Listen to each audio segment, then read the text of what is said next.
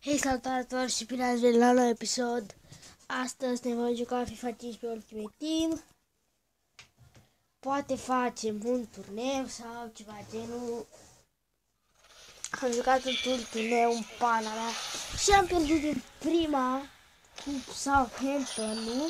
Bă, da? Southampton la penaltiuri. Că am ajuns la goluri și ratări. Golul și ratarea. Și am ratat și mi-a marcat. Și iată s-a vinat. Și m-am căcat pe mine. Da? Haideți să ne luăm niște contract măcar. Transfer list. Fiindcă vreau să facem un turneu și trebuie să avem toți jucătorii buni. Gata de turneu. Hai să luăm mai multe din astea. Haide. Tu cât vrei. Hai că te luăm. Deci am luat pe ăsta. Ia să vedem, mai ajunge vreunul nou? Ceva genul ăla? O. Bine. Convine. Deci, tu n-ai vrut. Cum înțeleg așa. Și avem. Luăm din ăsta așa. Și nu mă lasă. Bun. Fac.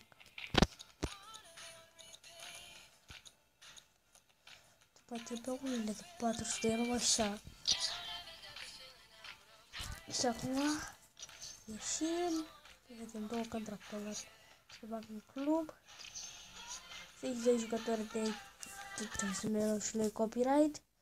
Fix 2 jucători trebuiau să iese contracte de campionat de prost.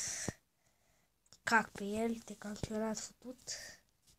Scuzați că e jurată, dar cum să fiu așa de fericit? Nu am mătute cu pena fi altă, eu vreau să fac un turneu aici. Dar sper să meargă. Eu o să revin când îmi găsesc un turneu. Da, și-am găsit turneul, putem câștiga un milion survival pack și 700 de coins. Turneul se numește Managers Cup. E bine. Pe ce se joacă? Pe... Este că nu știu ce silver, pe ce jucăm. Nu pot să verific. Că pe profesional. E bine, că de cât să zicem așa. Dar bine veți fi ghilor, dar în fine. Haide să începem și primul meci. Cum așa.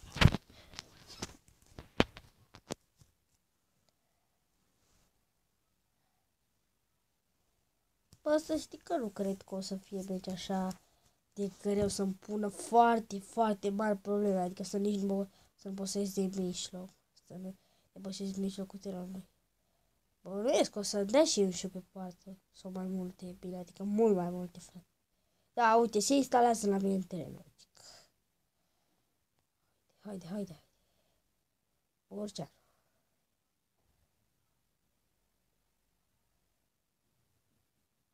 Orice. Haide, mă, urcă unul. Haide, du acolo. Du-te. Du-te. Și, mi-a scos, nu? Nu, păi da, de fost deviată. Bă, deci mă uite pe... Când văd înregistrarea, să mă uite. Scader că nu știu eu. Bă, când vreau ceva, obțin. Și uite că obțin și un gol. Ciprian Marica deschide scorul cu fraierii ăștia. Și acum sper să nu se enerveze. Că doar eu manager scap, frate.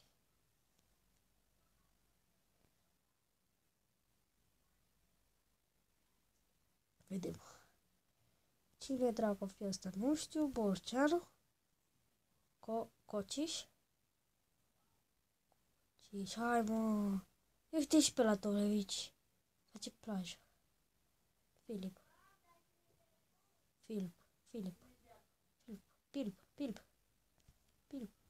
Pasă către Pușcaș. Pușcaș are spațiu. Pușcaș ajunge sigur cu portarul. Pușcaș. Bă, și rezolva meciul deja dacă era golul ăsta. Așa am zis și odată și am ajuns scorul de 2-2, dar bine că le-am dat eu gol cu Roberto Cal în campionat la ultima fază. Cred. Să vă uitați pe filmare. E o filmare 2-3, cam așa ceva se numește. Știu, nu prea mai găsesc titluri așa pentru... nu. Da, ce vreau să spun, nu prea mai găsesc titluri pentru videoclipuri. Și șmecheră parada aia al Pantilimon. Hai. O!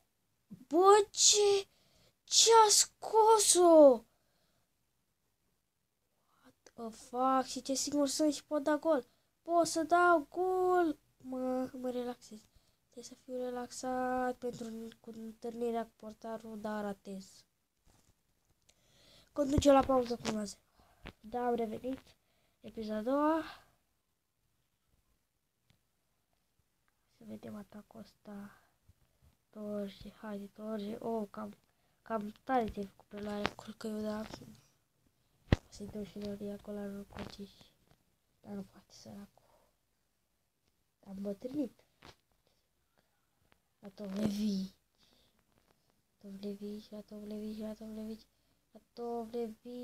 Ține de mici foarte bine. La Tovlevici pasează de Pușcaș care găsește sistemul de armigenoare la Torje. Torje este deposedat foarte bine acolo de câte mijlocașul lor, cred. Sau un jucător de lor. Asta nu știu cine e la minge, Haide, bă. Atâta rezistență ai și tu.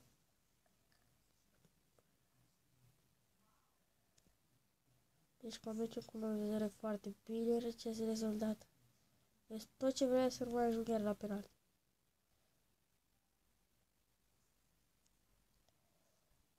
Știu să le bat sau ceva așa, dar chestia e că am mult ghinion mereu. Tot timpul aproape.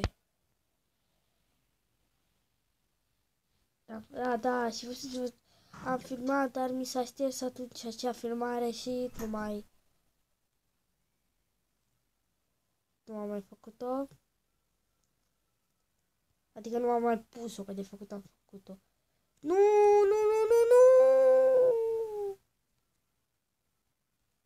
Nu, logic.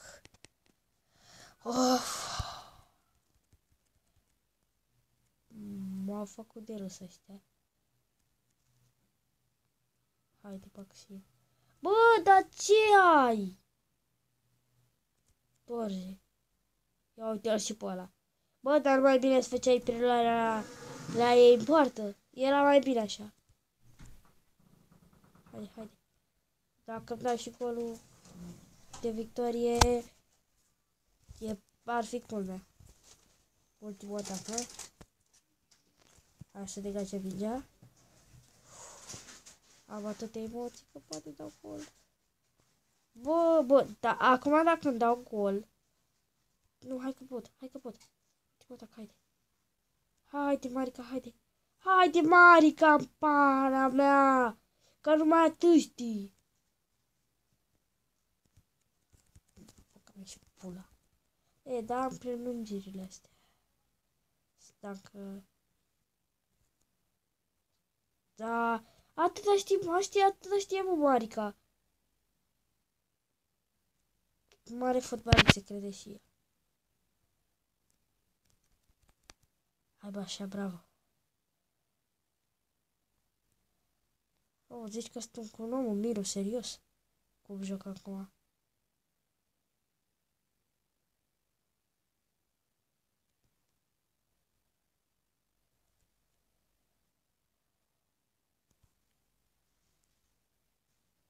Pușcaș! Aoleo! Ce, Doamne?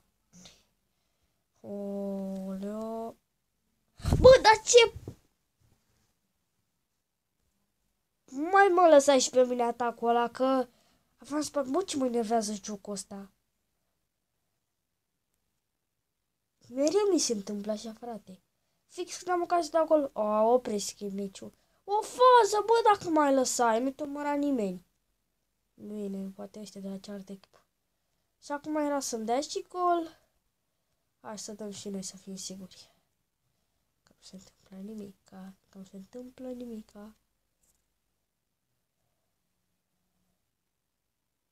Bă, că am frică că ăștia o să-mi dea gol. Cred, așa cred. Haide, Radu.